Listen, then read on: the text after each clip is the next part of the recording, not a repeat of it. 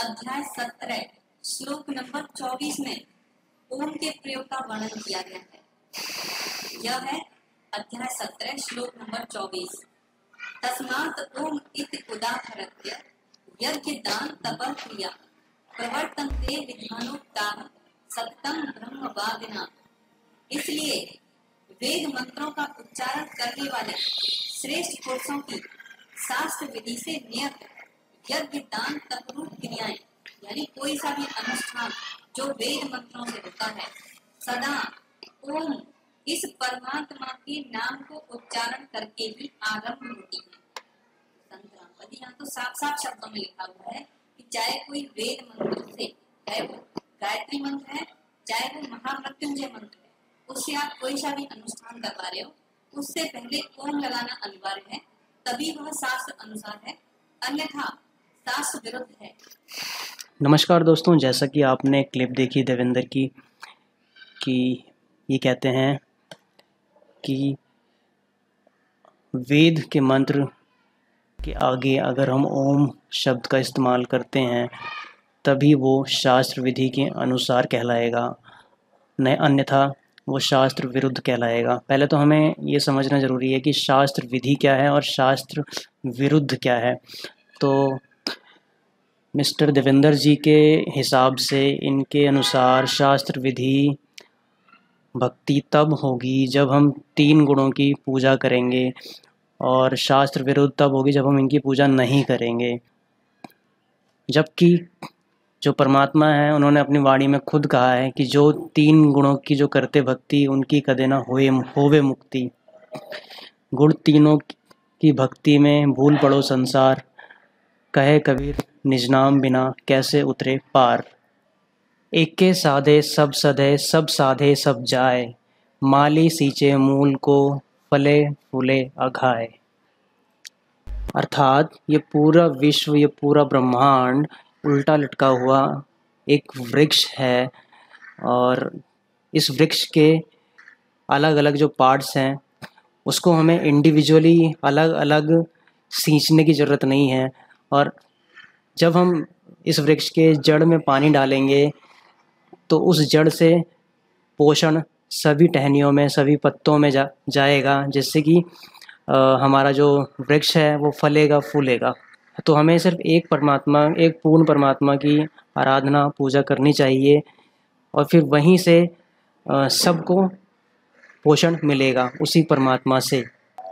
जैसे कबीर साहिब जी ने बताया है अपने वाणी में, अक्षर पुरुष एक पेड़ है, निरंजन वा की डार, तीनों देवा शाखा है, ये पात रूप संसार।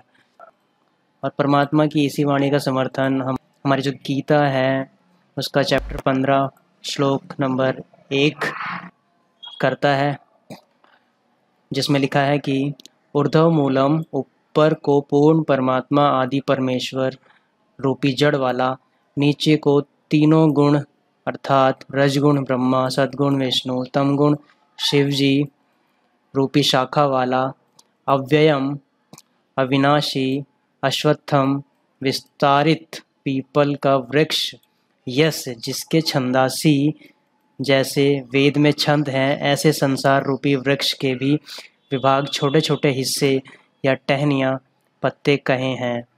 उस संसार रूपी वृक्ष को जो इसे विस्तार से जानता है वह पूर्ण ज्ञानी अर्थात तत्वदर्शी संत है।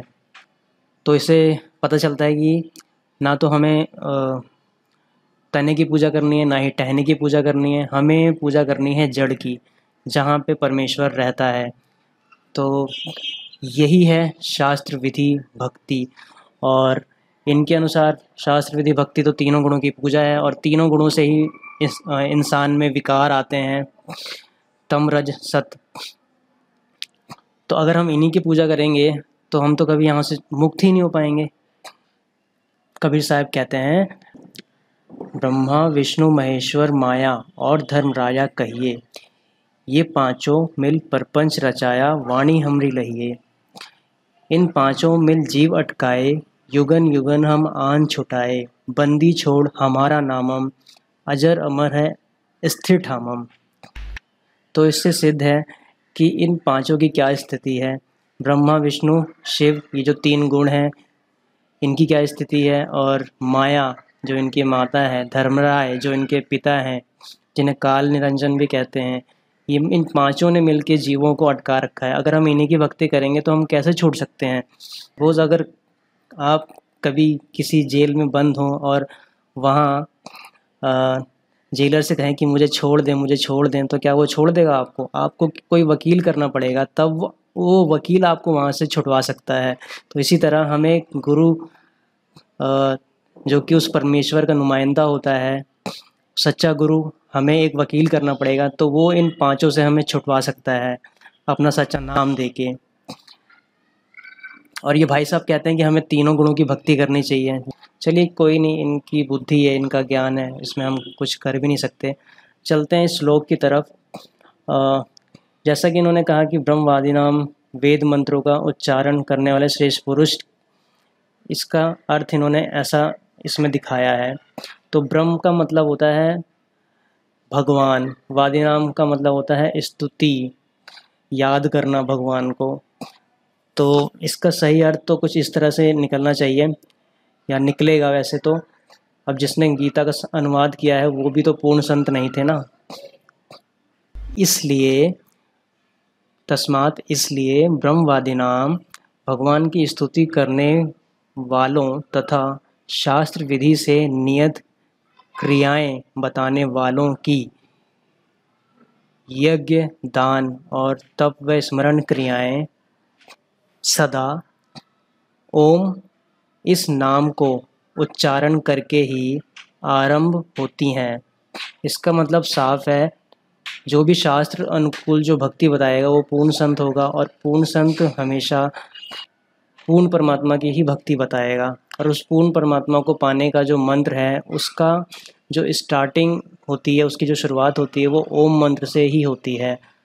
और जो वो 4 यज्ञ 5 यज्ञ जो बताते हैं पूर्ण संत, वो और दान और तप रूप जो क्रियाएं हैं, उन सब को इंक्लूडिंग ये सब उसी भक्ति में इंक्लूड होती हैं, और उन सब की स्टार्टिंग होती है ओम, इसी ओम नाम से स्टार्टिंग होती है वो भक्ति।